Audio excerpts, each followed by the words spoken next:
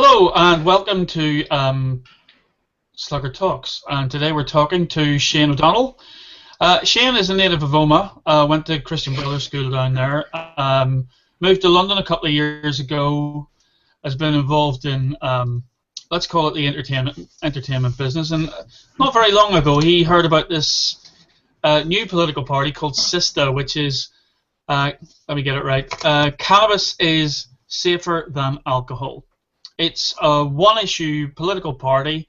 They've only just been established, and they're running in the general election campaign for the Westminster elections. And Shane, as I said, a native of County Tyrone, is standing in the Holborn and St Pancras constituency, which takes in Camden town, which is a centre of a lot of entertainment industry. And if you've seen Shane's introductory video on Slugger, you'll know that the smoking of cannabis is a popular pastime in that particular area. Now, I'm kind of interested in this from a Slugger point of view, but also from a general political point of view, not because I'm a great fan of cannabis. I tried it twice and didn't like it. Non-smoker most of my life, since my father gave me a cigar to smoke at the tender age of 6 or 7, and ensured that I never took up the dirty weed of any description ever since, but primarily because it's a policy issue, and policy in politics is one of the scarcest forms of commodity. A few figures on this just before we turn to Shane. What's really interesting is that looking at YouGov have done some polling on this, and one of the things they have discovered is that younger people in this age are actually less likely to turn to drugs than, say, from 20 years ago. So in drug use amongst 16 to 24-year-olds was at 30%, illegal drug use, that is, not taking in alcohol, and currently it's running at something like 20% in reported polling. So that's interesting. I don't know if you can see this, but YouGov have also done some polling on the perception of the health threat, so to speak, and there's quite a divergence in opinion between the United Kingdom and the United States, where drug and alcohol, or drugs as in cannabis and alcohol, are not perceived to be there's not perceived to be much difference in their health effects, and there's also a pronounced difference in the way that younger people look upon those two things as well. So, in setting, I'm going to turn to Shane now and just say, look, Shane, just from your presentation, from the backstory that you've told us through the introductory video, you're no kind of politician, really, are you? Tell us a bit about who you are and why you've come to join CISTA and why you think this campaign is important. I wouldn't necessarily call myself a politician. Obviously, though, I do have a keen interest in politics, and I have had for a while, obviously, with my involvement with the Conservatives. But the reason, though, I got involved with CISTA is because, as you have said before, that I am a social consumer of cannabis, and have been for quite a while, for 15 years. And it's something that I've always felt very passionately about, is the legalization of cannabis. So after coming across the article in Vice magazine about CISTA, I thought I need to get involved in this, because obviously the Conservative Party are never going to take up this. So that's why I'm here today. Great. And why do you think? Well, tell us a little bit about CISTA as well. What's the campaign platform exactly? Yeah. Because it isn't actually about an immediate demand to legalize the drug. No. It's basically it's just a single simple policy, really. It just makes common sense. It's really just to bring around a royal commission of the drugs law, with a specific, with specifically looking at the legalization of cannabis, then as a result of the Royal Commission.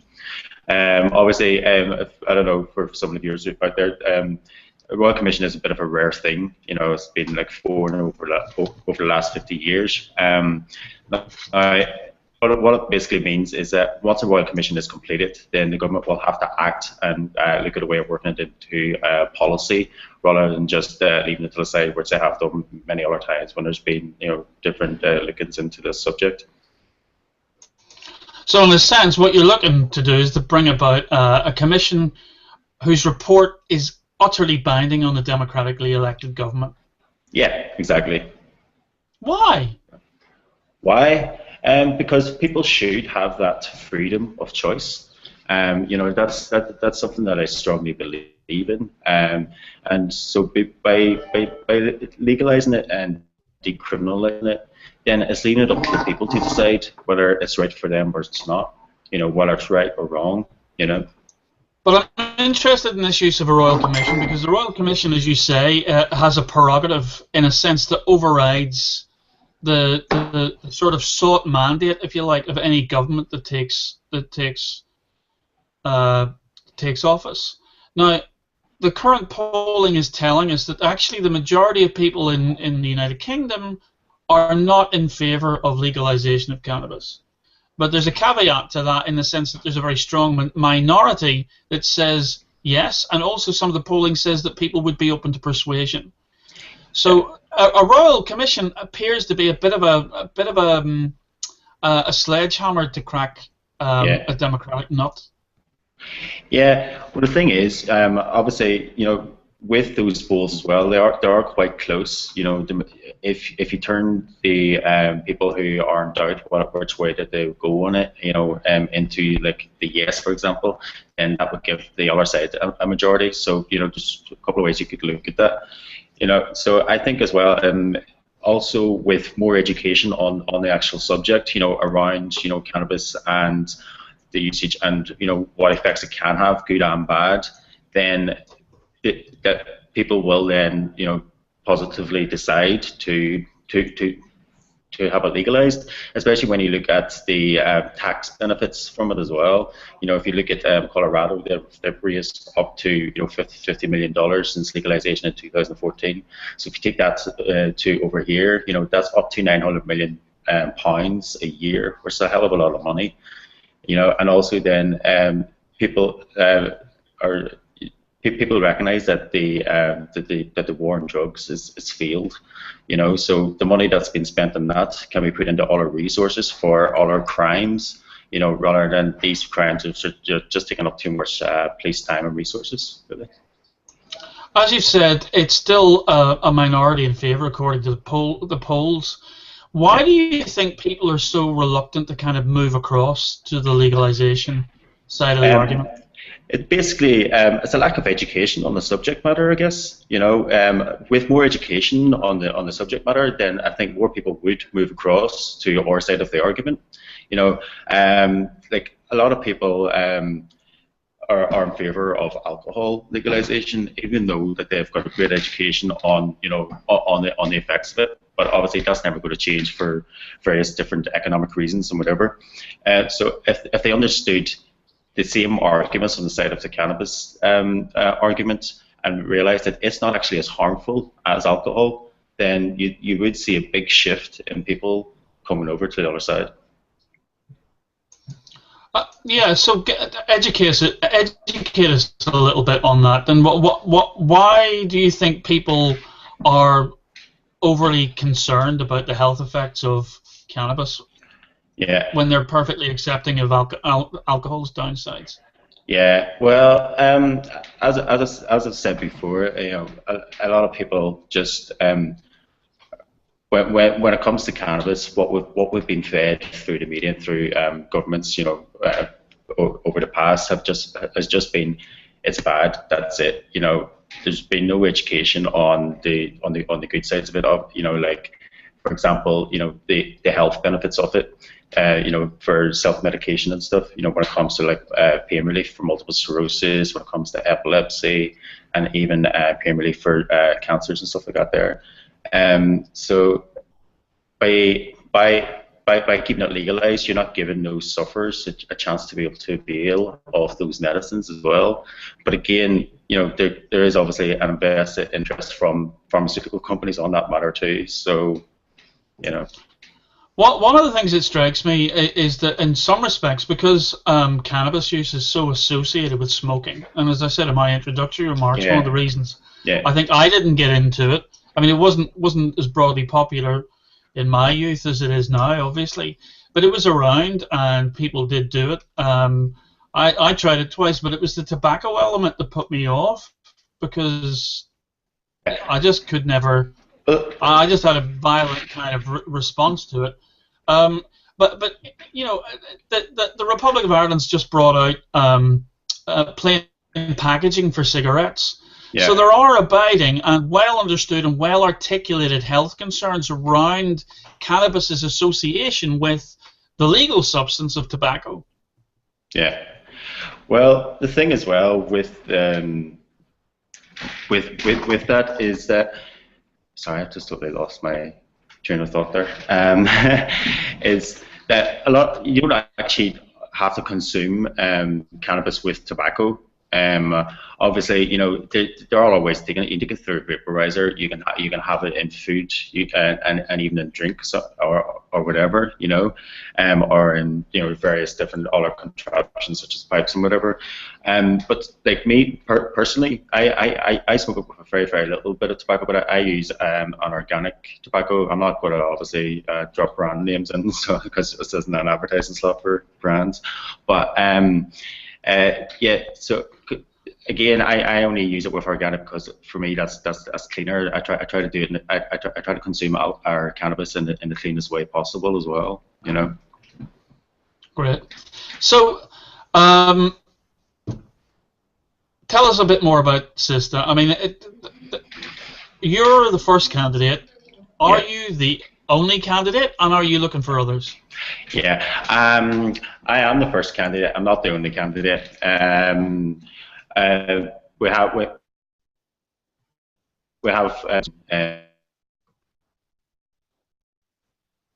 are looking for more candidates as well throughout the UK. We are going to be travelling around the UK to various different cities, and in England, Wales, and Northern Ireland. Looking with that, we're looking for that they believe in, and also to get people to stand for Westminster. I think we missed some of that in terms of the people that you've already got. Could just give us a couple of names, or they'll be released in due course through the press team. Now, obviously, a lot of sluggers are people who watch this, both live and afterwards, will be in Northern Ireland. Now, you know, I don't have to tell anybody that Northern Ireland is pretty socially conservative on many things. We've got a major controversy going on over gay cake. There's a conscience clause which has just been knocked out of the park at the Northern Ireland Assembly. And generally speaking, Northern Ireland, given the major legislative moves that have been happening autonomously in the Republic, is now more socially conservative than even old Catholic Ireland is. So isn't it going to be a hard sell there? Are you looking for candidates? Do you expect to get candidates to stand in Northern Ireland? And what chance do you think they've got in terms of standing against the propensity towards tribalism rather than policy, never mind the legalization of cannabis? Yeah, obviously you're correct with the conservatism there in Northern Ireland, but I do believe that we will have people standing in Northern Ireland, and we will get our members in Northern Ireland, simply because like a lot of people in Northern Ireland, a bit like myself, you know, when I was living there, as I've told you before, Slugger, like I felt disconnected with the politics there because of the tribalism. I wasn't even involved in politics in Northern Ireland. As soon as I moved to London, I was involved in politics straight away, because, you know, it was a more structured way of politics. And people in Northern Ireland need to realise that as well. We're standing for Westminster here. We're not standing for Stormont, where you will get involved in the tribal arguments and whatever, you know. So it's a whole different case. When you're standing for Westminster, you're standing, you know, to represent, you know, the people of the UK. You know, and we'll all come together there, So I think people just need to realise that. Yeah. Yes. Okay, good. So if people do want to get involved, Shane, how do they do that? Either become members or activists, or indeed candidates, because that's your primary currency in this coming election. Yeah, basically, it's actually a really simple process. You just go to our website, CISTA.org, and you can log in for membership there, and you can also sign up to be a candidate there, and it's free of charge to sign in as well, and you can do that via a social plugin through your Facebook or your Twitter, and it literally takes like a few minutes of your time. It is quite a simple process. And what's involved in terms of becoming a candidate, in terms of time and dedication to campaigning and stuff like that? And what sort of campaigning are you already doing or planning to do? Yeah, well, obviously, becoming a candidate it does take up a lot of your time, so you do have to be aware of that as well. I still do my 40-hour-a-week job as well. So, but I trying to fit this in around. Obviously, over the past couple of days, it has been a bit hectic for me as well. So, luckily enough, my work's been quite understanding with that, and being quite flexible with me on that. But you will it basically will take up a lot of your time, but there's a great team behind us here. Like really, it's such a professional setup at CISTA. It's actually quite unbelievable for like such a young party. It's like it's going like literally 2 weeks ago last night was the launch night, and here I am talking on this here and trying to get more candidates as well. But the guys here are great, and they take a lot of the workload off for you. But I would advise anyone just to seize the opportunity. Literally, all you're doing is just standing up for what you believe in. If you don't get voted into Westminster, that's not the end of the world. You still got your 9 to 5. But at the end of the day, you're taking a stand that many other people want to take, and just be like me and just do it. So realistically, Shane, what are you aiming for here? Given that there's only 2 parties in Westminster that currently are likely to go along with the idea, the Lib Dems and the Greens. Yeah. What's your benchmark for success? Because let's be honest about it. It's highly unlikely that anybody from CISTA is actually going to take a Westminster seat. So you must have ideas about what represents success or otherwise. Yeah, well, I think it's up to the electorate who takes a Westminster seat. But basically, it's what we're pushing for is to be able to hold a Royal Commission and to be able to hold other parties accountable for too, like the Lib Dems and the Greens. They have been talking about it for quite a while. But again, there's been no movement on that. And also with more parties, party members, from our parties and from or even independents who are supporting this, we can form a coalition in there, to get this moving forward, to push for the Royal Commission. The more people in there singing off the same hymn sheet, the better, really. That's great. Listen, Shane O'Donnell, CISTA, best of luck with the campaign. I take it from what you're saying that you're planning to that CISTA's going to be around for a lot longer than just the election.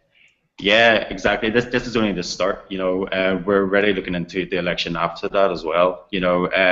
Obviously it has all come about a bit late. This time for this election, but this is only the start, and hopefully, with this election we can get a bit of momentum going and then just follow that on into the next one. That's great. Thanks, Shane, very much. And if you are interested in standing as a candidate in Northern Ireland or anywhere else in the United Kingdom, you can go back to the Slugger O'Toole site. You can see the live page there where this is broadcasting to, but underneath that there are links back to the CISTA website. So thanks, Shane. Thanks for joining us. Thanks. All the best, and thank you for joining us, and we hope you've enjoyed it. And well, I won't say vote CISTA because, but certainly if you want to get involved, there's the opportunity and there's the invitation.